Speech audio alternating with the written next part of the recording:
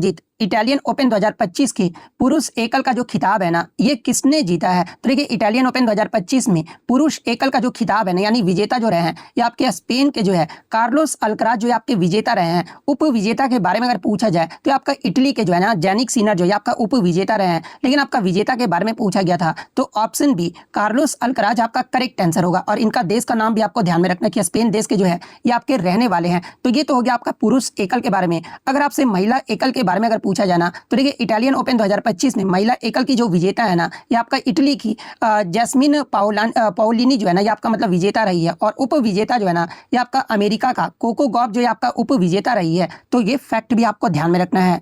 Next आपका यहाँ रहा था कि मार्च 2025 में किसे भारत का जो है ना 58वां टाइगर रिजर्व जो है ये आपका घोषित किया गया है। तो देखिए, मैं आपको बता दूं कि 9 मार्च 2025 को जो है ना केंद्र सरकार ने जो है मध्य प्रदेश के माधव राष्ट्रीय उद्यान को जो है ना ये देश का जो है 58वां टाइगर रिजर्व जो आपका घोषित किया है। तो option C Madhav tiger reserve आपका करेक्ट आंसर होगा। इसके अलावा बात कर ले कि माधव टाइगर रिजर्व जो है ये आपका किस राज्य और किस जिले में स्थित है। तो देखिए, ये जो आपका टाइगर रिजर्व है ना, ये आपका मध्य प्रदेश के जो है शिवपुरी जिले में आपका स्थित है। और इस घोषणा के साथ ही मैं आपको बता दूं कि मध्य प्रदेश में अब जो है ना कुल आपका 9 टाइगर रिजर्व जो आपका हो गया है, जो कि भारत के किसी भी राज्य में जो है ना ये आपका सबसे अधिक है। यानी सबसे ज्यादा अगर पूछा जाए कि टाइगर रिजर्व किस राज्य में है तो आपका मध्य प्रदेश राज्य में है। और इससे प्रीवियस शिफ्ट में आपका पूछा गया था ना कि अप्रैल 2025 में जो है 107वां जो राष्ट्रीय उद्यान है ये आपका किसे घोषित किया गया है। तो ये अप्रैल 2025 में 107वां जो राष्ट्रीय उद्यान है ना, ये आपका उड़ीसा के सिमलीपाल टाइगर रिजर्व को जो आपका घोषित किया गया है। तो ये फैक्ट भी आपको ध्यान में रखना है। नेक्स्ट आपका रहा था कि भारत में प्रत्येक वर्ष जो है ना ये आपका मार्टिर्स डे यानी शहीद दिवस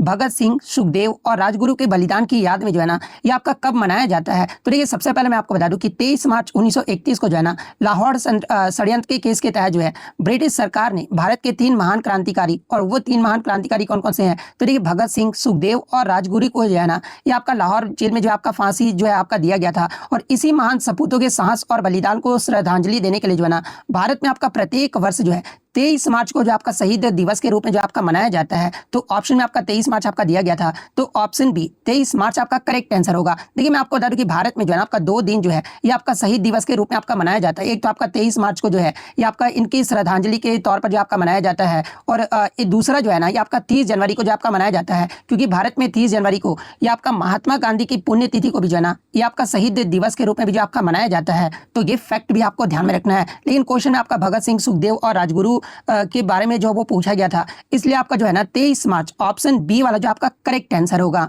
नेक्स्ट आपका रहा था कि जुलाई 2025 में 17वां जो ब्रिक्स शिखर सम्मेलन है ना ये ब्राजील के जो है कौन से शहर में आपका आयोजित किया गया था। तो ये मैं आपको बता दूं कि 17वां जो ब्रिक्स शिखर सम्मेलन है ना, यानी आपका 17वां संस्करण रहा था 2025 का। और ये जो आपका मतलब कि 6 से 7 जुलाई 2025 को जो है ना ये ब्राजील के जो है रियो डी जेनेरियो में जो आपका आयोजित किया गया था। तो option D Rio de Janeiro आपका करेक्ट आंसर होगा। इसके अलावा ब्रिक्स शिखर सम्मेलन 2025 का अगर आपसे विषय यानी इसका थीम पूछा जाए कि क्या रहा था, तो देखिए इसका जो थीम है ना ये आपका strengthening global south corporation for a more inclusive and sustainable governance, यानी अगर हिंदी में बात कर ले तो अधिक समावेशी और टिकाऊ शासन के लिए जो है वैश्विक दक्षिण सहयोग को मजबूत करना, ये आपका 2025 का जो आपका विषय रहा था। तो ये फैक्ट भी आपको ध्यान में रखना है।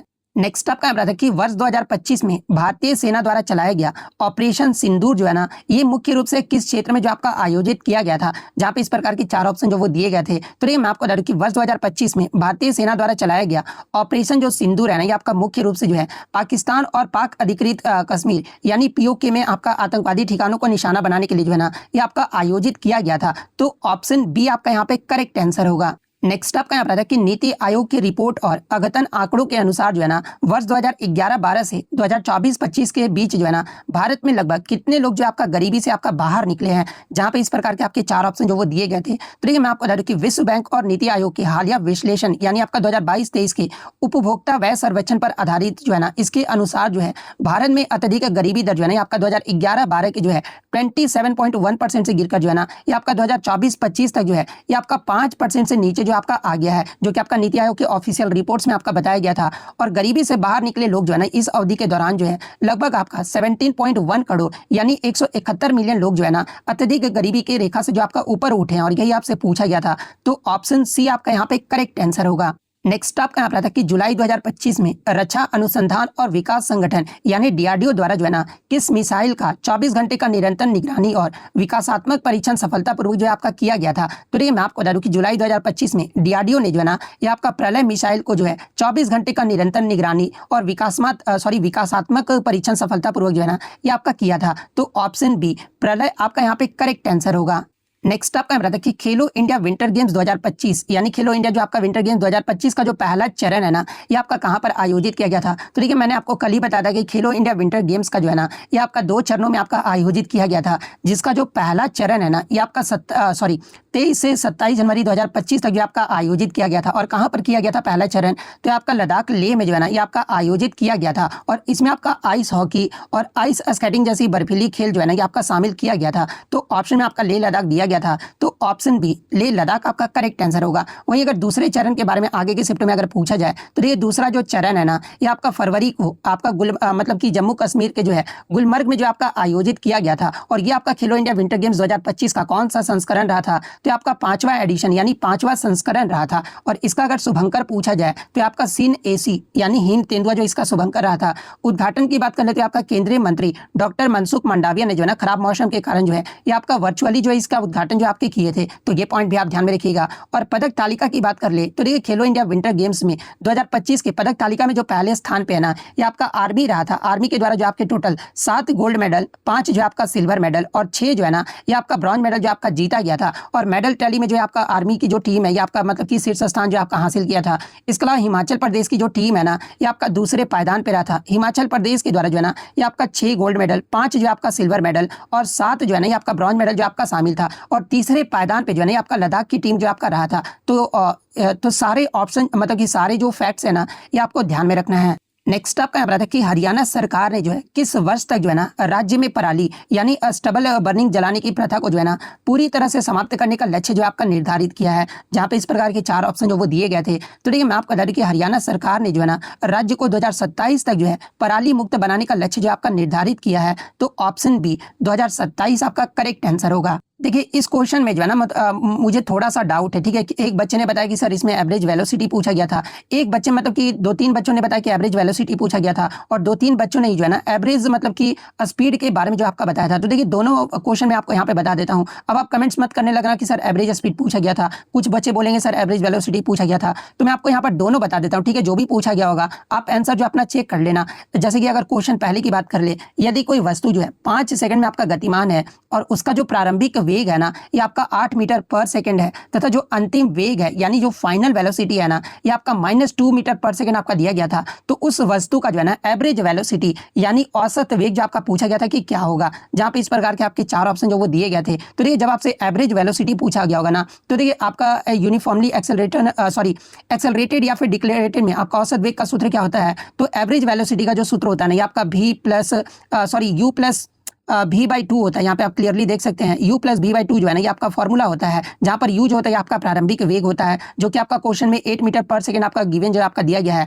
अंतिम वेग भी आपका -2 मीटर पर सेकंड आपका दिया गया था। तो सिंपली इस सूत्र पे आप वैल्यू जो वो पुट कर दोगे तो v आपका कितना दिया गया है, u है ना पहले, हाँ तो u आपका कितना दिया, तो ये आपका 8 दिया गया है, प्लस आपका -2 अंतिम वेग आपका -2 दिया गया तो -2 कर देंगे और नीचे आपका 2 कर देंगे। तो प्लस माइनस क्या होता है, तो माइनस होता है। तो 8 - 2 कितना होगा, तो आपका 6/2 होगा। यानी जो आपका अंतिम वेग होगा काटने के बाद एवरेज वेलोसिटी जो निकल कर आएगा ना ये आपका कितना आएगा, तो आपका 3 मीटर पर सेकंड जो आपका निकल कर आएगा। तो ऑप्शन बी 3 मीटर पर सेकंड आपका करेक्ट आंसर होगा। अगर एवरेज वेलोसिटी पूछा गया होगा ना तो 3 मीटर पर सेकंड आपका करेक्ट आंसर होगा। अब हम लोग बात कर लेते हैं कि अगर आपसे एवरेज स्पीड पूछा गया होगा ना तो ये एवरेज स्पीड में जो आपका मतलब कि सूत्र होता है ना आपका कुल दूरी बटे कुल समय होता है, जहाँ पे आपका प्रारंभिक वेग कितना दिया गया है, तो आपका 8 मीटर पर सेकंड दिया गया, अंतिम वेग आपका जो है -2 मीटर पर सेकंड दिया गया और टी आपका जो है 5 सेकंड दिया गया होगा। मुझे लगता है कि जब आपका टाइम दिया गया होगा तो एवरेज स्पीड ही आपसे पूछा गया होगा। तो पहले हम लोग क्या करेंगे कि पहले जो हम लोग त्वरण जो आपका निकालेंगे, तो त्वरण कैसे निकालेंगे, एक्सेलरेशन इक्वल टू क्या होता है, तो v - u/t होता है,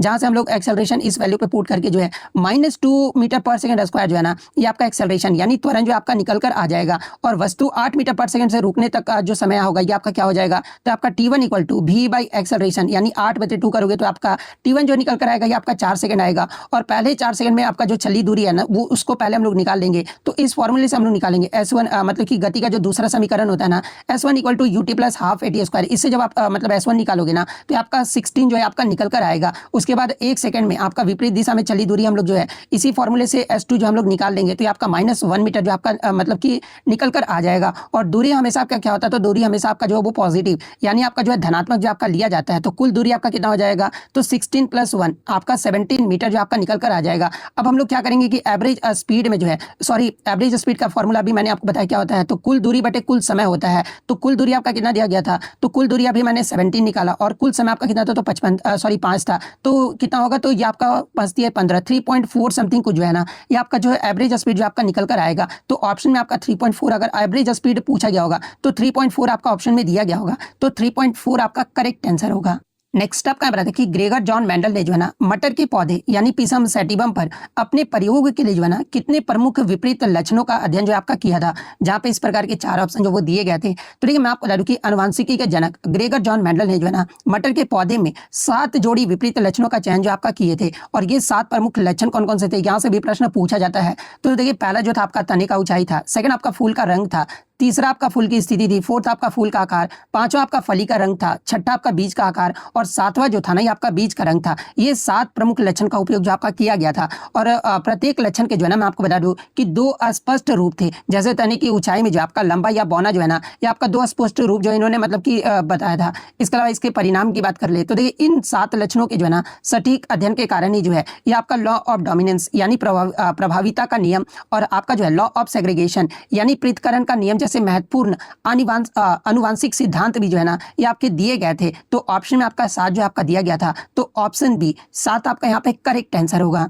नेक्स्ट आपका यहाँ रहा था कि T20 क्रिकेट के इतिहास में जो है 62 वर्ष की आयु में जो है ना प्रोफेशनल मैच यानी पेशेवर मैच खेलने वाले सबसे उम्र दराज खिलाड़ी का नाम जो आपका पूछा गया था, जहां पे इस प्रकार के 4 ऑप्शन जो वो दिए गए थे। तो ये मैं आपको बता दूं कि T20 क्रिकेट के इतिहास में 62 वर्ष की आयु में जो आपका प्रोफेशनल मैच खेलने वाले जो सबसे उम्र दराज के जो खिलाड़ी है ना ये आपके एंड्रयू ब्राउनली है। और ये जो आपका एंड्रयू ब्राउनली है ना इन्होंने फॉकलैंड आइलैंड्स के लिए जो है ये आपका 2025 में आपका डेब्यू किया था। और T20 अंतर्राष्ट्रीय क्रिकेट में सबसे उम्र दराज पदार्पण करने वाले जो है ना ये आपके मतलब कि पहले खिलाड़ी जो आपके बने हैं। और उन्होंने किसका रिकॉर्ड तोड़ा है, तो देखिए उन्होंने तुर्की के उस्मान गोकर का जो है ना ये पिछला रिकॉर्ड जो वो तोड़ा है। क्योंकि उस्मान गोकर जो थे ना ये 59 साल की उम्र में जो आपका डेब्यू किए थे। तो ऑप्शन में आपका एंड्रयू ब्राउनली आपका दिया गया था। तो ऑप्शन ए आपका यहाँ पे करेक्ट आंसर होगा। नेक्स्ट क्वेश्चन आपका यहाँ पर आया था जनवरी 2025 में किस कलवरी श्रेणी की पनडुब्बी को जो है ना आधिकारिक तौर पर जो है भारतीय नौसेना में जो आपका शामिल किया गया था, जहां पे इस प्रकार के आपके 4 ऑप्शन जो वो दिए गए थे। तो ये मैं आपको बता दूं कि जनवरी 2025 में स्कॉर्पियन श्रेणी की छठी और अंतिम पनडुब्बी जिसका नाम क्या है, तो आपका INS वक्सीर जो है इसका नाम था। और ये आपका भारतीय नौसेना में जो है ना आधिकारिक तौर पर जो आपका शामिल किया गया था। तो ऑप्शन बी INS वक्सीर आपका करेक्ट आंसर होगा। और शामिल होने की तिथि अगर पूछा जाए तो ये मैं आपको बता दूं कि 15 जनवरी 2025 में जो है ना मुंबई के नेवल डॉकयार्ड में आयोजित एक समारोह में जो है भारतीय नौसेना में जो आपका शामिल किया गया था। और किस प्रोजेक्ट के तहत, तो ये जो आपका प्रोजेक्ट 75 के तहत जो है ना ये आपका बनाया गया था। और छठी और अंतिम स्कॉर्पियन श्रेणी यानी कलवरी श्रेणी की जो है आपका पनडुब्बी है। और इसका निर्माण अगर पूछा जाए कि किसके द्वारा और किसके सहयोग से आपका किया गया है, तो देखिए इसका जो मतलब कि निर्माण है ना INS वाक्सीर का जो निर्माण है ये आपका Mazagon dock shipbuilders limited यानी MDL द्वारा जो है और साथ में आपका फ्रांस के जो है ना नेवल ग्रुप के सहयोग से जो है इसका निर्माण जो आपका करवाया गया था।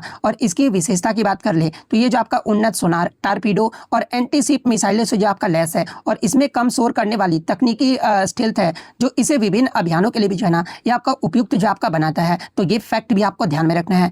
नेक्स्ट आपका क्वेश्चन यहाँ पर आया था कि राष्ट्रीय विनिर्माण और आपूर्ति श्रृंखला सम्मेलन 2025 यानी आपका national manufacturing and supply chain summit 2025 की जो बैठक है ना ये कहां पर आयोजित किया गया था, जहां पे इस प्रकार के आपके 4 ऑप्शन जो वो दिए गए थे। तो देखिए विनिर्माण क्षेत्र को बढ़ावा देने के लिए जो है ना वर्ष 2025 की प्रमुख जो बैठक है ये आपका नई दिल्ली के प्रगति मैदान यानी भारत मंडपम में जो है ना ये आपका आयोजित किया गया था। तो ऑप्शन ए नई दिल्ली आपका करेक्ट आंसर होगा। और इसका उद्देश्य अगर पूछा जाए तो देखिए इस शिखर सम्मेलन का जो मुख्य उद्देश्य है ना, ये भारत को ग्लोबल मैन्युफैक्चरिंग हब बनाना और मेक इन इंडिया 2.0 के लक्ष्यों पर भी जो है ना, ये आपका चर्चा करना था। तो ये फैक्ट भी आपको ध्यान में रखना है। नेक्स्ट आपका क्वेश्चन यहाँ पर आता है कि in plants air conduction takes place due to which of the following, यानी पादप में वायु का जो संचालन है ना, ये किसके कारण होता है। जहां पर इस प्रकार के आपके चार ऑप्शन जो वो दिए गए थे, तो देखिए मैं आपको बता दूं कि पौधे में वायु का जो आदान प्रदान है ना, ये मुख्यतः आपका स्टोमाटा यानी रंध्र के माध्यम से जो आपका होता है, और इस प्रक्रिया में जो है ना ऑक्सीजन और कार्बन डाइऑक्साइड का जो आपका आदान प्रदान होता है,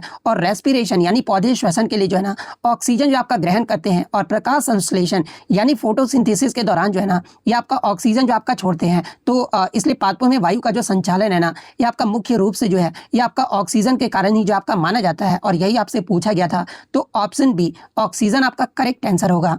नेक्स्ट आपका बताते कि 2024-25 में पूर्वोत्तर भारत के किस जैव विविधता हॉटस्पॉट में जो है ना अवैध अतिक्रमण और वनों की कटाई के खिलाफ जो है बड़े पैमानों पर जो है ना ये आपका इकोलॉजी प्रोटेस्ट यानी पारिस्थितिकी विरोध जो है आपका देखा गया है, जहां पे इस प्रकार के आपके चार ऑप्शन जो वो दिए गए थे। तो ये मैं आपको बता दूं कि अरुणाचल प्रदेश के नामदफा नेशनल पार्क और टाइगर रिजर्व में जो है ना ये आपका बड़े पैमाने पर जो है पारिस्थितिकी विरोध जो आपका हुआ था, और इसका जो मुख्य कारण है ना ये पार्क के भीतर अवैध बस्तियों का निर्माण और वनों की कटाई था, जिससे वन्यजीव के आवासों को जो आपका खतरा भी जो है आपका पैदा हो गया था। तो ऑप्शन में आपका नामदफा नेशनल पार्क आपका दिया गया था। तो option B Namdapha national park आपका करेक्ट आंसर होगा। नेक्स्ट आपका बताता है कि भारत में ई स्पोर्ट्स को आधिकारिक तौर पर जो है ना मान्यता देने और इसके विकास को बढ़ावा देने में जो है ना किस मंत्रालय ने सबसे महत्वपूर्ण सहयोग जो आपका किया है, जहां पे इस प्रकार के चार ऑप्शन जो वो दिए गए थे। तो ये मैं आपको बता दूं कि भारत में ई स्पोर्ट्स को आधिकारिक मान्यता देने और बढ़ावा देने में जो आपका मतलब कि सबसे ज्यादा जो महत्वपूर्ण सहयोग है ना, ये आपका ministry of youth affairs and sports यानी युवा मामले और खेल मंत्रालय के द्वारा जो है ना ये आपका सबसे ज्यादा महत्वपूर्ण योगदान जो आपका दिया गया है। तो ये आपका किस ऑप्शन में आपका दिया गया है, तो ऑप्शन ए में जो आपका दिया गया है, तो ऑप्शन ए आपका करेक्ट आंसर होगा। बहुत सारे बच्चों ने बताया कि सर क्वेश्चन इसमें इस प्रकार से पूछा गया था ना कि ई स्पोर्ट्स कॉन्क्लेव का जो आयोजन है ये मुख्य रूप से जो है ना किसके द्वारा जो आपका किया गया था 2025 में। तो देखिए ई स्पोर्ट्स कॉन्क्लेव की बात कर ले तो इसका आयोजन मुख्य रूप से जो है ना ये आपका physical education foundation of India यानी PEFI द्वारा जो है ना ये आपका क्राफ्टन इंडिया और साथ में आपका इन्वेस्ट इंडिया यानी नॉलेज पार्टनर के रूप के सहयोग से जो है ना इसका आयोजन जो आपका किया गया था। और इसका जो उद्घाटन है ना ये आपके केंद्रीय युवा मामले और खेल राज्य मंत्री रक्षा निखिल खड़से के द्वारा जो है इसका उद्घाटन जो आपका किया गया था। और ये जो आपका कॉन्क्लेव है ना ये आपका 1 अप्रैल 2025 को जो है नई दिल्ली में आयोजित हुआ था। और इसका जो उद्देश्य है ना ये भारत को वैश्विक ई स्पोर्ट्स हब बनाने की दिशा में जो है ये आपका काम करना है। तो ये फैक्ट भी आप ध्यान में रखिएगा। तो अगर ये वाला प्रश्न पूछा गया तो ऑप्शन ए आपका करेक्ट आंसर होगा। अगर ये वाला प्रश्न पूछा गया होगा ना तो ये वाला ऑप्शन आपका फिर करेक्ट आंसर होगा। नेक्स्ट आपका बता दें what is the molecular mass of carbon dioxide, यानी कार्बन डाइऑक्साइड का जो है ना ये आपका आणविक द्रव्यमान जो आपका कितना होता है ये आपसे पूछा गया था। तो देखिए जब भी मैं आपको बताता हूँ कि जब भी आपका आणविक द्रव्यमान यानी मॉलिक्यूलर मास आपसे पूछा जाना तो सबसे पहले तो आपको मतलब कि सूत्र तो आपको दिया ही रहता क्वेश्चन में, लेकिन उनका परमाणु द्रव्यमान जो है आपको सबसे पहले जो वो पता होना चाहिए। तो यहाँ पर CO2 कार्बन का आपका जो परमाणु द्रव्यमान है ये आपका कितना होता है, तो ये कार्बन का जो परमाणु द्रव्यमान है ना ये आपका 12 होता है। और ऑक्सीजन का जो परमाणु द्रव्यमान है ना ये आपका 16 होता है। चूंकि आपका कार्बन डाइऑक्साइड का जो फॉर्मूला है ये आपका CO2 होता है। तो ऑक्सीजन में आपका कितने परमाणु है, तो आपके 2 परमाणु है। तो यहाँ पे क्या हो जाएगा, तो 12U प्लस आपका 2 × 16 हो जाएगा, क्योंकि ऑक्सीजन में आपका 2 परमाणु है। तो 16 दूनी 32 और प्लस 12, 32 और 12 कितना होता है, तो आपका 44 होता है। यानी कार्बन डाइऑक्साइड का जो आपका आणविक द्रव्यमान होगा ना ये आपका 44U होगा। तो ऑप्शन सी आपका करेक्ट आंसर होगा। नेक्स्ट आपका क्वेश्चन है कि जब एक वस्तु जो है ना अवतल लेंस के सामने आपका अनंत पर यानी इन्फिनिटी पर आपका स्थित होता है ना तो प्रतिबिंब कहाँ बनता है या फिर किस प्रकार से बनता है, ये आपसे जो वो पूछा गया था।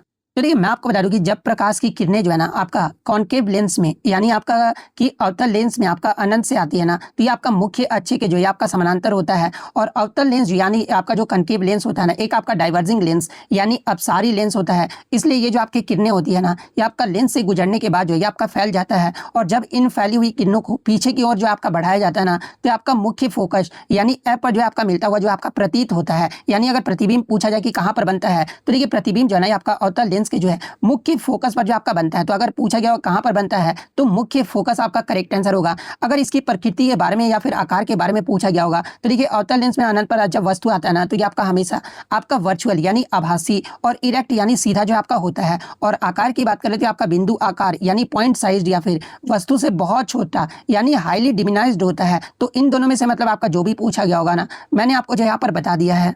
नेक्स्ट आपका बता दें कि डायबिटीज की जांच के लिए जो है ना मतलब कि किट जो है ये आपका किस संस्था द्वारा आपका विकसित किया गया है, जहां पे इस प्रकार के आपके 4 ऑप्शन जो वो दिए गए थे। तो ये मैं आपको बता दूं कि डायबिटीज की जांच करने के लिए जो है ना ये आपका ICMR यानी Indian council of medical research ने जो है ना ये भारत में डायबिटीज की पहचान और जांच को आसान, सस्ता और सुलभ बनाने के उद्देश्य से जो है ना ये आपका डायबिटीज चेक किट जो आपका विकसित जो आपका किया है। तो ऑप्शन ए ICMR आपका करेक्ट आंसर होगा। नेक्स्ट आपका यहाँ पर क्वेश्चन आया था कि which force is responsible for the motion of the moon around the earth, यानी पृथ्वी के चारों ओर चंद्रमा की गति जो है ना ये किस बल के कारण होता है, जहां पे इस प्रकार के 4 ऑप्शन जो वो दिए गए थे। तो ये मैं आपको बता दूं कि पृथ्वी के चारों ओर चंद्रमा की गति मुख्य रूप से जो है ना ये आपका ग्रेविटेशनल फोर्स के कारण होता है, और जो कि आपका एक जो ग्रेविटेशनल फोर्स है ना ये आपका एक सेंट्रीपिटल फोर्स यानी अभिकेंद्रीय बल के रूप में जो है ना ये आपका कार्य करता है, जिसमें चंद्रमा पृथ्वी को जो आपका खींचा रहता है, और ये जो आपका वृत्ताकार कक्षा में भी जो है ना ये आपका परिक्रमा जो आपका करता है। तो ऑप्शन में आपका जो है मतलब कि सेंट्रीपिटल फोर्स आपका दिया गया था, अभिकेंद्र बल जो आपका दिया गया था। तो ऑप्शन बी सेंट्रीपिटल फोर्स आपका करेक्ट आंसर होगा। नेक्स्ट आपका बताते कि 3 ओम, किसी ने बच्चे बताया कि 4 ओम यहाँ पर था, तो कुछ भी ओम मान आपका कुछ भी गिवन दिया हो, मैं आपको बस फॉर्मूला बता रहा हूँ कि कैसे आपको निकालना है, ठीक है। जैसे कि क्वेश्चन हम लोग ले लेते हैं 3 ओम और x ओम के 2 प्रतिरोध श्रेणी क्रम में यानी सीरीज कॉम्बिनेशन में आपके जुड़े हुए होते हैं, यदि कुल वोल्टेज जो है ना ये आपका 10 वोल्ट है और धारा यानी करंट जो है ना ये आपका 2 एम्पियर है, तो x का मान जो है ना ये आपका x का जो मान है ये पूछा गया था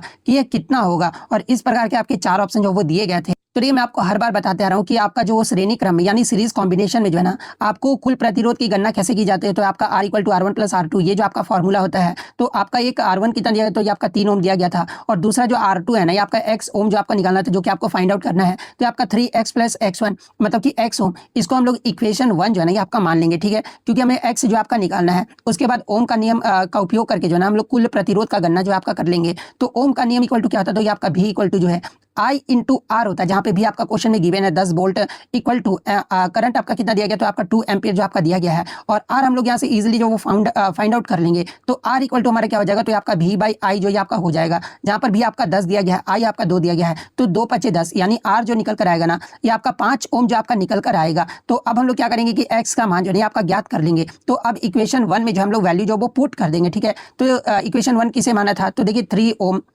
प्लस आपका x ओम इक्वल टू क्या हो जाएगा, तो आपका 5 ओम हो जाएगा। तो यहाँ से x की वैल्यू इजीली हम लोग फाइंड आउट कर लेंगे। 5 ओम इधर जब जाएगा तो आपका माइनस में चला जाएगा, 5 ओम - 3 ओम, ठीक है। तो x = हमारा कितना आएगा, तो हमारा 2 ओम जो है ना ये आपका निकल कर आ जाएगा। अब मान लीजिए क्वेश्चन में आपका यहाँ पर 4 ही ओम दिया गया होगा, तो 4 - 2 कर लेंगे, तो यह मतलब कि 5 - 4 कर लेंगे, तो आपका x जो वैल्यू आएगा ये आपका 1 ओम आएगा। तो अगर क्वेश्चन में आपका 3 ओम दिया गया होगा या फिर 3 ओम, तो ये आपका 2 ओम आंसर आएगा। अगर 4 ओम मतलब कि दिया गया होगा ना, तो फिर आपका 1 ओम जो आंसर आएगा। लेकिन अगर अपने क्वेश्चन के अकॉर्डिंग अगर मैं बात कर लूं, तो हमारा जो आंसर निकल कर आएगा ना ये आपका 2 ओम जो आपका निकल कर आएगा, और ये किस ऑप्शन में आपका दिया गया है, तो ये वाला जो है ना आपका ऑप्शन बी में आपका दिया गया है। तो ऑप्शन बी आपका यहाँ पे करेक्ट आंसर होगा। अब बहुत सारे बच्चे बोलेंगे सर 4 ओम पूछा गया था, तो 4 ओम वाले में आपका 1 ओम जो है ना फिर आपका करेक्ट आंसर होगा। तो जो भी पूछा गया होगा मैंने आपको बता दिया है।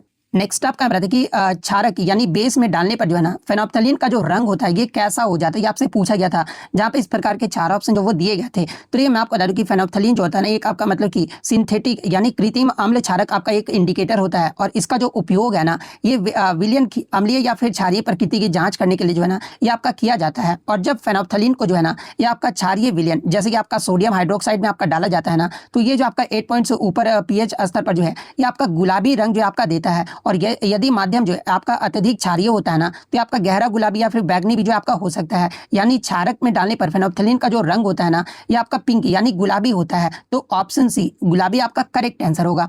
और आगे के चैप्टर में अगर आपसे पूछा जाए कि ये एसिड में डालने पर फेनोल्फथालीन का जो रंग है ना ये कैसा हो जाता है, तो देखिए अम्ल के साथ जब आपका प्रतिक्रिया होता है ना, तो अम्लीय या फिर उदासीन विलयनों में जो है फेनोल्फथालीन जो होता है ना ये आपका कलरलेस यानी रंगहीन जो आपका रहता है। तो ये फैक्ट भी आपको ध्यान में रखना है। नेक्स्ट आपका बताते कि विच ion is formed when an acid reacts with water, यानी अम्ल जब जल से क्रिया करता है ना, तो कौन सा आयन जो आपका बना था, ये आपसे पूछा गया था, जहाँ पे इस प्रकार के 4 ऑप्शन जो वो दिए गए थे। तो ये मैं आपको बता दूं कि जब अम्ल जल से क्रिया करता है ना, तो ये जो आपका हाइड्रोजन आयन जो है ये आपका मुक्त करता है, और जल के अणुओं के साथ मिलकर जो है ना ये आपका हाइड्रोनियम आयन जो है ये आपका बनाता है। और ये आयन जो होते हैं ना ये आपके जलीय विलयन को जो है अम्लीय बनाते हैं, और विलयन में भी जो है ये आपका धनात्मक आवेश भी जो आपके बढ़ाते हैं। तो ऑप्शन बी में आपका जो है दिया गया है। तो ऑप्शन बी आपका करेक्ट आंसर होगा। नेक्स्ट आपका बताते हैं कि जब एल्यूमिनियम को जो है ना ये आपका फेरस सल्फेट के विलयन में आपका डाला जाता है तो क्या होता है, ये आपसे पूछा गया था। मतलब कि एल्यूमिनियम फेरस को मतलब विस्थापित कर देता है, इस प्रकार का ऑप्शन जो है ना आपका दिया गया था। तो ये मैं आपको बता दूं कि रिएक्टिविटी सीरीज यानी जब सक्रियता श्रेणी आप देखोगे ना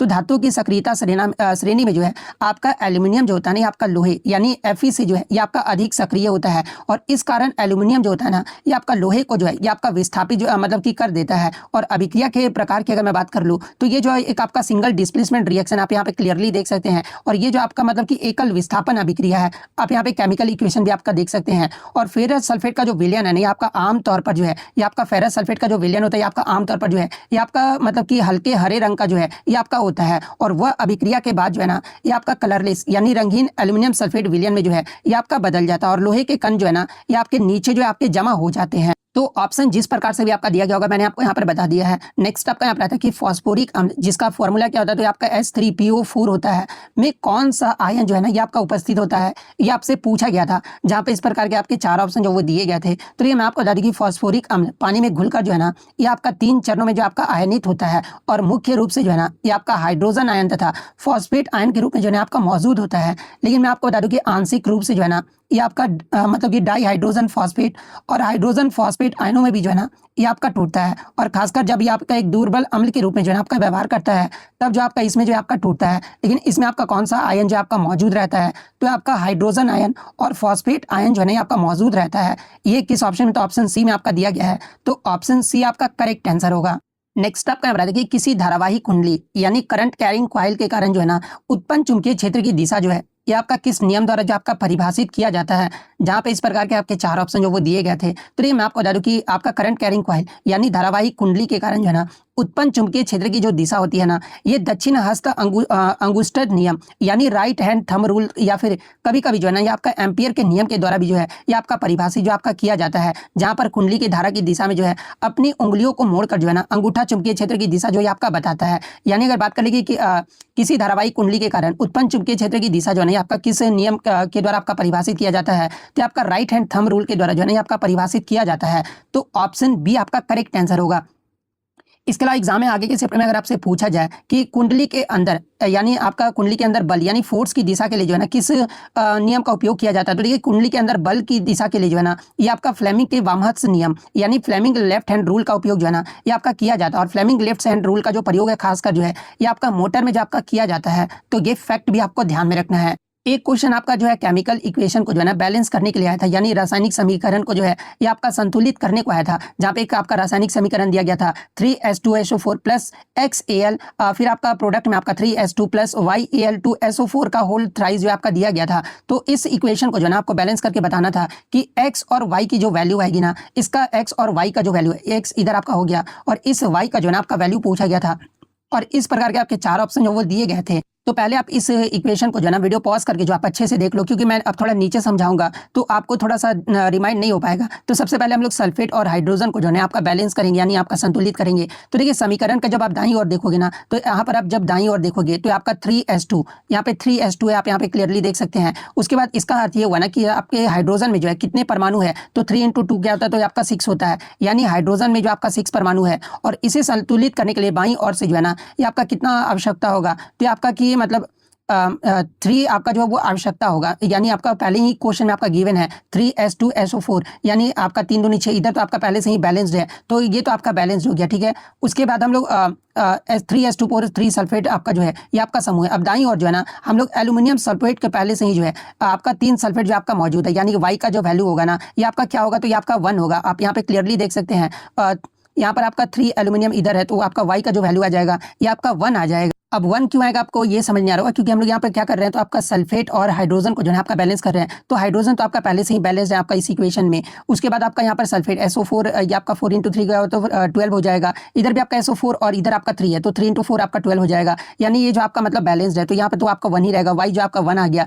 अब हम लोग जो है ना कि एल्यूमिनियम को जो है ये आपका बैलेंस्ड करेंगे। तो देखिए अब हम दाईं और एल्यूमिनियम परमाणु की जो है संख्या देखते हैं। तो आपका राइट साइड में एल्यूमिनियम का आपका कितना है, तो एल्यूमिनियम का आपका 1 है, आप यहाँ पे क्लियरली देख सकते हैं। यानी आपका आपका दो मतलब कि एल्यूमिनियम परमाणु है और अतः समीकरण को संतुलित करने के लिए जो है ना बाईं और भी जो है हम लोग दो एल्यूमिनियम परमाणु जो आपका करेंगे, यानी आपका इधर तो आपका 2 है Al2 आपका यहाँ पे 2 दिख रहा है ना, तो इधर भी हम लोग 2 जो है वो डालेंगे, इसलिए x का जो मान निकल कर आएगा नहीं आपका कितना आ जाएगा, तो आपका 2 मान जो है आपका निकल कर आएगा और जो आपका पूरा मतलब बैलेंस्ड इक्वेशन होगा नहीं आपका इस प्रकार से जो आपका निकल कर आएगा। और x और y का वैल्यू आपसे पूछा गया था, तो x का आपका 2 जो है आपका निकल कर आएगा और y का आपका 1 आएगा, तो ऑप्शन बी आपका यहाँ पे करेक्ट आंसर होगा। नेक्स्ट आपका यहाँ बताया कि अवतल दर्पण यानी कनकेव मिरर का जो उपयोग है ना निम्नलिखित में से किसमें नहीं किया जाता, ये आपसे पूछा गया था, जहां पे इस प्रकार के आपके 4 ऑप्शन जो वो दिए गए थे। तो ये अवतल दर्पण का जो प्रयोग है ये आपका टॉर्च और हेडलाइट्स में आपका किया जाता है, सेविंग मिरर के रूप में भी आपका किया जाता है, इसके अलावा डेंटिस्ट यानी दंत चिकित्सकों के द्वारा भी जो है ना अवतल दर्पण का प्रयोग किया जाता है। लेकिन अवतल दर्पण का जो प्रयोग है ना ये आपका मतलब कि रियर व्यू मिरर्स यानी आपका जो है साइड व्यू मिरर के रूप में जो है ना इसका प्रयोग जो आपका नहीं किया जाता है, क्योंकि साइड व्यू मिरर में जो है ना ये आपका कन्वेक्स मिरर यानी उत्तल दर्पण का उपयोग जो आपका किया जाता है, क्योंकि ये जो आपका उत्तल दर्पण होता है एक आपका विस्तृत दृश्य क्षेत्र यानी वाइड फील्ड ऑफ व्यू जो है आपका प्रदान करता है और वस्तु को आपका सीधा, छोटा और आभासी प्रतिबिंब जो आपका बनाता है, जो कि वाहन चलाते समय जो है सुरक्षा के लिए जो है आपका आवश्यक होता है। यानी आपका वाहनों के लिए साइड व्यू मिरर का जो प्रयोग है ना ये आपका कन्वेक्स मिरर यानी आपका उत्तल दर्पण का प्रयोग किया जाता है, ना कि अवतल दर्पण का प्रयोग किया जाता है, इसलिए ऑप्शन सी आपका करेक्ट आंसर होगा। नेक्स्ट आपका यहाँ पर आता है कि जब सूक्ष्मदर्शी यानी माइक्रोस्कोप के माध्यम से जो है ना प्याज के एक छोटे से हिस्से यानी छिलके को देखा जाता है ना तो क्या दिखाई देता है, ये आपसे पूछा गया था और हूबहू जो है आपके 4 ऑप्शन जो वो दिए गए थे। तो ये जब आप माइक्रोस्कोप के माध्यम से प्याज के एक छोटे से हिस्से को यानी छिलके को देखा जाता है ना तो ये जो आपका प्याज के पूरे हिस्से में जो है एक जैसी समान कोशिकाएं जो है आपको देखने को जो वो मिलता है, तो ऑप्शन ए जिन्होंने भी लगाया होगा उनका यहाँ पे करेक्ट आंसर होगा। इसके अलावा मैं आपको बता दूं कि आपके असर्शन और रीजन यानी अभिकथन और कारण से भी जो है ना आपके मतलब कि प्रश्न पूछे गए थे, जहां पर अभिकथन में आपका दिया गया था ना कि root grafted plants grow roots will in identical environmental conditions, यानी अभिकथन में आपका दिया गया था कि रूट ग्राफ्टिंग वाले पौधे जो है ना अनुकूल परिस्थिति वाले क्षेत्र में अच्छी तरह जड़ें जो है आपका विकसित करते हैं। और कारण में आपका दिया गया था ना कि rose and mango plants are root graftable, यानी गुलाब और आम के जो पौधे होते हैं ना इनमें आपका जो है रूट ग्राफ्टिंग जो है आपका की जा सकती है, ये जो आपका रीजन दिया गया था। और इस प्रकार के जो है ना आपके 4 ऑप्शन जो आपके दिए गए थे, तो देखिए पहले अगर अभिकथन की बात कर लेना तो देखिए अभिकथन की पुष्टि हम लोग करते हैं, तो देखिए पहला अभिकथन आपका सही दिया गया है, क्योंकि रूट ग्राफ्टिंग जो है ना आपका एक ऐसी तकनीक है जहां पर आपका साइन मतलब कि स्क्यून ऊपरी भाग को जो है ना सीधे एक आपका कटी हुई जड़ यानी आपका रूट स्टॉक पर जो आपका लगाया जाता है। और यदि मिट्टी की नमी, तापमान और पोषक तत्व यानी अनुकूल परिस्थितियां आपका सही होता है ना तो ग्राफ्टिंग के बाद जड़ें और संवहनी ऊतक जो है यानी वैस्कुलर जो टिश्यू है ये आपका बहुत अच्छी तरह से जो आपका विकसित होता है। यानी अभिकथन जो ए है ना ये आपका वो सत्य दिया गया है। कारण आर की अगर हम लोग पुष्टि करें तो देखिए कारण आर भी जो है ना ये आपका मतलब कि तकनीकी रूप से जो आपका सत्य है, क्योंकि आम और गुलाब जैसे पौधे में जो है ना ये आपका ग्राफ्टिंग की विभिन्न विधियों का उपयोग जो आपका किया जाता है। हालांकि मैं आपको बता दूं कि आम में जो है ना ये आपका इपिकोटाइल ग्राफ्टिंग और गुलाब में आपका बडिंग जो है आपका अधिक सामान्य होता है, लेकिन वैज्ञानिक रूप से इनकी जड़ों का जो उपयोग है ना ये ग्राफ्टिंग के लिए जो आपका किया जा सकता है। तो ये आपका तकनीकी रूप से जो कथन है ना मतलब रीजन जो है ये भी आपका सही जो आपका माना जाएगा। अब बात कर लेते हैं व्याख्या का संबंध, तो यदि दोनों कथन आपका व्यक्तिगत रूप से सही है ना, लेकिन मैं आपको बता दूं कि कारण आर जो है ना ये आपका नहीं बताता है कि अभिकथन ए में आपका वर्णित जड़ें अनुकूल परिस्थितियों में ही क्यों अच्छी तरह से आपका विकसित होता है। यानी अनुकूल परिस्थितियों में विकास का संबंध पौधे की कोशिकाओं गतिविधियों और आपका जो है कैमिमियम के जड़ों से है, न कि केवल इस तथ्य से है कि गुलाब या आम में जो है ना ये ग्राफ्टिंग की जा सकती है। यानी जब आप अभिकथन और मतलब कारण को पढ़ोगे ना तो आपका अभिकथन भी सही है और आर भी आपका तकनीकी रूप से जो आपका सही है, लेकिन रीजन जो है ना यानी जो आपका कारण है ये आपका अभिकथन की जो आपका सही व्याख्या नहीं कर रहा। और ये किस ऑप्शन में आपका दिया है, तो ऑप्शन बी में आपका दिया गया है, तो ऑप्शन बी आपका करेक्ट आंसर होगा। नेक्स्ट आपका बताते कि विच of the following sounds will have the maximum pitch, यानी निम्नलिखित में से किस ध्वनि का जो तारवत्व है ना ये सबसे अधिक होगा या पिच जो है वो सबसे अधिक होगा। जहाँ पे हूबहू जो आपके 4 ऑप्शन जो वो दिए गए थे। तो देखिए मैं आपको बता दूं कि तारत्व जो है ना यानी आपका जो पिच होता है ये आपका वह गुण होता है ना जिसे हम तीखी और मोटी ध्वनि के बीच जो है ना आपका अंतर कर पाते हैं। और वैज्ञानिक रूप से आपका पिच जो होता है ना ये डायरेक्टली प्रोपोर्शनल होता है किसका, तो ये आपका फ्रीक्वेंसी का जो है ये आपका डायरेक्टली प्रोपोर्शनल होता है। और जब सभी ऑप्शन को अगर हम लोग तुलना करें तो देखिए पक्षी की आवाज का जो आवृत्ति होता है ये आपका सबसे ज्यादा होता है, जो कि आपका 1445 हर्ट्ज होता है। हवा की ध्वनि आपका 600 हर्ट्ज होता है। पत्तियों की आवाज आपका 400 हर्ट्ज होता है। और शेर की दहाड़ है ना आपका न्यूनतम आवृत्ति लेकिन तीव्रता जो है ये आपका अधिक होता है, 150 हर्ट्ज जो है ना इसका मतलब कि आपका आवृत्ति जो आपका होता है। तो क्वेश्चन में आपसे यही पूछा गया था कि निम्नलिखित में से किस ध्वनि का जो पिच है ना ये आपका सबसे अधिक होगा, तो आपका पक्षी के आवाज का होगा। तो ऑप्शन ए जिन्होंने भी लगाया होगा उनका यहाँ पे करेक्ट आंसर होगा। नेक्स्ट आपका यहाँ पर आता है कि एक समान त्वरण यानी यूनिफॉर्म एक्सेलरेशन से गतिमान वस्तु के लिए वेग समय ग्राफ जो है ना, ये आपका कैसा होता है, ये आपसे पूछा गया था, जहाँ पे इस प्रकार के आपके 4 ऑप्शन जो वो दिए गए थे। तो ये मैं आपको बता दूं कि हमेशा एक सीधी रेखा यानी स्ट्रेट लाइन जो आपका होता है, जिसका जो स्लोप है ना यानी जो ढलान होता है, ये आपका धनात्मक और स्थिर होता है, जो कि आपका स्थिर त्वरण को जो आपका दर्शाता है। और ये रेखा जो है ना, समय जो है, ये आपका एक्स एक्सिस के साथ जो है एक कोण जो है आपका बनाता है। और प्रारंभिक वेग के आधार पर जो है ना, आपका जो ओरिजिन यानी मूल्य बिंदु से जो आपका शुरू हो सकता है, या फिर आपका ऊपर से भी जो आपका शुरू हो सकता है, यानी एक समान से गतिमान वस्तु के लिए वेग समय ग्राफ जो है आपका कैसा होता है, तो आपका straight line inclined to the time axis यानी समय अक्ष की ओर जो है झुकी हुई एक सीधी रेखा की तरह आपका होता है। तो ऑप्शन बी आपका यहाँ पे करेक्ट आंसर होगा। नेक्स्ट आपका एक न्यूमेरिकल आता है कि यदि 10 केजी द्रव्यमान की एक वस्तु को जो है ना किसी ऊंचाई तक आपका उठाया जाता है, तथा आपका जी का जो वैल्यू है आपका 10 मीटर पर सेकंड स्क्वायर दिया गया था, और किया गया जो कार्य है ना यानी वर्क डन जो है ये आपका 10,000 जूल आपका दिया गया था, तो वह ऊंचाई जो है ना यानी हाइट का जो मतलब मान है, आपसे पूछा गया था कि हाइट जो है ये आपका कितना होगा। तो देखिए इसके लिए आपका एक सिंपल सा फॉर्मूला होता है, ये आपका W इक्वल टू क्या होता है, तो ये आपका mgh होता है, जहाँ पे W आपका कितना दिया गया है,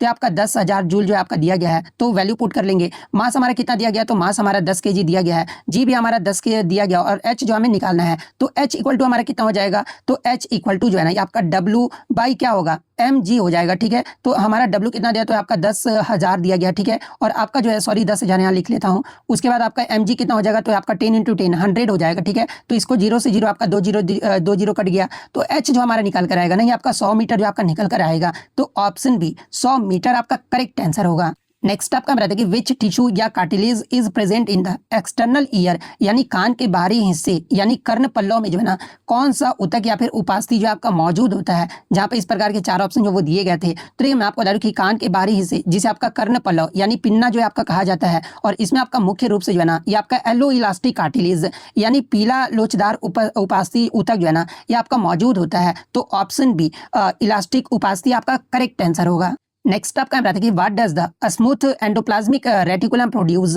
यानी चिकनी अंतर्द्रव्यीय जालिका जो है ना ये किसका उत्पादन करती है, जहाँ पे इस प्रकार के आपके 4 ऑप्शन जो वो दिए गए थे। तो देखिए अगर बात कर ले स्मूथ एंडोप्लाज्मिक रेटिकुलम के बारे में, तो देखिए ये जो आपका चिकनी अंतर्द्रव्यीय जो जालिका होता है ना, ये कोशिका के भीतर जो है ये आपका वसा और लिपिड अणुओं के निर्माण में जो है ये आपका महत्वपूर्ण भूमिका जो आपका निभाता है। और ये जो आपका कशेरुकी जंतुओं यानी वर्टिब्रेट्स की यकृत कोशिकाओं में जो है ना विषैले पदार्थ और दवाओं की आपका डिटॉक्सिफिकेशन में भी जो आपका मदद करता है। वहीं अगर मतलब कि रफ एंडोप्लाज्मिक रेटिकुलम की बात कर ले, तो ये जो आपका प्रोटीन का जो निर्माण है ना ये आपके RER यानी रफ एंडोप्लाज्मिक रेटिकुलम के द्वारा जो आपका किया जाता है, क्योंकि इसकी सतह पर जो है ना ये आपके राइबोसोम जो वो होते हैं आपके चिपके होते हैं। और ऑप्शन में आपका DNA आपका दिया गया था। तो देखिए DNA और RNA का जो निर्माण है ना ये आपका संग्रहण मुख्य रूप से जो है ये आपका न्यूक्लियस यानी केंद्रक के भीतर आपका होता है। और कोशिका झिल्ली की बात कर ले, तो देखिए आपका सिंपल एंडोप्लाज्मिक रेटिकुलम द्वारा जो है ना निर्मित लिपिड और आपका रफ एंडोप्लाज्मिक रेटिकुलम द्वारा निर्मित प्रोटीन मिलाकर जो है ना ये आपका सेल मेम्ब्रेन यानी कोशिका झिल्ली बनाने में आपका मदद करते हैं। और इसी प्रक्रिया को जो है ना ये आपका मेम्ब्रेन बायोजेनेसिस यानी झिल्ली जीवाल आपका जनन भी जो है आपका कहा जाता है। तो ये फैक्ट भी आपको ध्यान में रखना है। यानी अगर क्वेश्चन के अकॉर्डिंग बात कर ले कि जो आपका स्मूथ एंडोप्लाज्मिक रेटिकुलम जो है ना ये किसका उत्पादन करता है, तो आपका वसा और लिपिड का उत्पादन जो आपका करता है। तो ऑप्शन सी आपका करेक्ट आंसर होगा। नेक्स्ट आपका क्वेश्चन है कि what is the correct formula to find the refractive index यानी अपवर्तनांक ज्ञात करने का जो है ना सही सूत्र आपका पूछा गया था, जहां पे इस प्रकार के आपके 4 ऑप्शन जो वो दिए गए थे। तो देखिए स्नेल्स के नियम के अकॉर्डिंग बात कर लेते हैं कि प्रकाश के अपवर्तन के दूसरे नियम के अनुसार जो है ना किन्हीं 2 माध्यम के लिए जो है आपतन कोण की जो आपका होता है ये आपका साइन आई होता है, और जो अपवर्तन कोण की जो आपका मतलब कि सिंबल होता है आपका साइन आर होता है, और इसका अनुपात जो है एक आपका कांस्टेंट होता है। और इसी नियतांक को जो है ना पहले माध्यम से जो है सापेक्ष माध्यम का मतलब कि अपवर्तनांक जो है आपका कहा जाता है। और प्रकाश परावर्तन तथा अपवर्तन का जो नियम होता है यानी जो आपका रिफ्रैक्टिव इंडेक्स का जो आपका सूत्र होता है ये आपका n इक्वल टू जो है sine i by sine r जो है ये आपका मतलब कि इसका सूत्र होता है, जहाँ पे आई जो होता है ना आपका एंगल ऑफ मतलब कि इंसिडेंस होता है यानी आपतन कोण होता है, और आर जो होता है ना आपका अपवर्तन कोण यानी एंगल ऑफ रिफ्रैक्शन होता है। तो sine i by sine r किस ऑप्शन में आपका दिया गया है, तो आपका ऑप्शन बी में जो सॉरी ऑप्शन सी में आपका दिया गया है। तो ऑप्शन सी आपका यहाँ पे करेक्ट आंसर होगा। नेक्स्ट आपका यहाँ बताते हैं कि निम्नलिखित कथनों पर विचार कीजिए और सही विकल्प को जो आपको चुनना था। तो देखिए कथन आपका ये ए में दिया गया था कि पौधे की जड़ों की वृद्धि जो है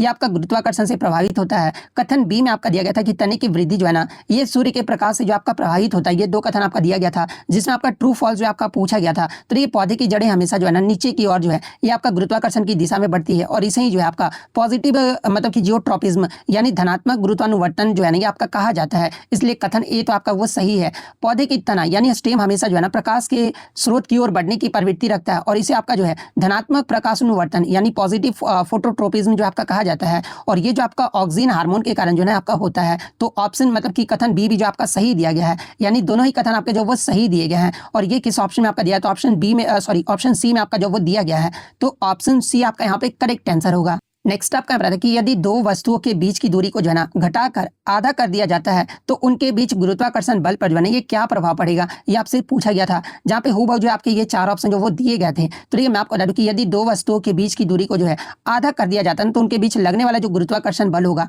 ये आपका 4 गुना जो आपका बढ़ जाएगा। और 4 गुना क्यों बढ़ेगा, क्योंकि गुरुत्वाकर्षण बल की दूरी के वर्ग की जो है ना ये आपका व्युत्क्रमानुपाती होता है। आप यहाँ पे देख सकते हैं न्यूटन का सार्वभौमिक गुरुत्वाकर्षण का नियम क्या होता है, तो F इक्वल टू जो है ना G m1 into m2 by r square जो है ये आपका मतलब कि इसका सूत्र होता है। और इसमें आपका F जो होता है ये आपका बल होता है और R जो होता है ना ये आपके वस्तु के बीच की दूरी होता है। और वस्तु के बीच की दूरी और आपका F जो है ये आपका इनवर्सली प्रोपोर्शनल यानी व्युत्क्रम अनुपाती होता है। इसलिए आपका जो 4 गुना जो है आपका बढ़ जाएगा। तो ये किस ऑप्शन में आपका दिया गया है, तो ऑप्शन सी में आपका दिया गया है। तो ऑप्शन सी आपका करेक्ट आंसर होगा। तो देखिए लगभग जो है मैंने जहां तक मुझे पता है कि मैंने 40 क्वेश्चन आपको ऑलमोस्ट करा दिया। तो मेरे इस एफर्ट के लिए जो है भले वीडियो आपको लेट आएगी लेकिन कोई ऐसा यूट्यूब चैनल नहीं होगा ना जहां पे आपको 40 क्वेश्चन आपके हूबहू जो वो मिल जाते देखने को मिलते होंगे। तो इस एफर्ट के लिए आप लोग लाइक जरूर कीजिएगा क्योंकि बहुत मेहनत लगता है, आप लोग नहीं समझोगे लेकिन चलिए कोई नहीं। फिर इसी प्रकार से जब भी आपका एग्जाम होता है तो फिर मैं आपको बोल रहा हूँ टेलीग्राम पे स्टडी फॉर यू, उसके बाद स्टडी फॉर यू 450 ये आपका सर्च करना है। और इस पे आपको जो है एग्जाम होने के बाद आप मतलब कि अपने क्वेश्चन जो है वो जरूर भेज दीजिएगा। और अभी तक आपने चैनल को सब्सक्राइब नहीं किया है तो किस बात की देरी कर रहे हो, सिर्फ आपको यहीं पर रियल एनालिसिस और सबसे ज़्यादा क्वेश्चन जो वो देखने को मिलता है। तो चैनल को भी जो वो जरूर सब्सक्राइब कर लीजिएगा। तो मिलते हैं नेक्स्ट वीडियो में, तब तक thank you, all the best.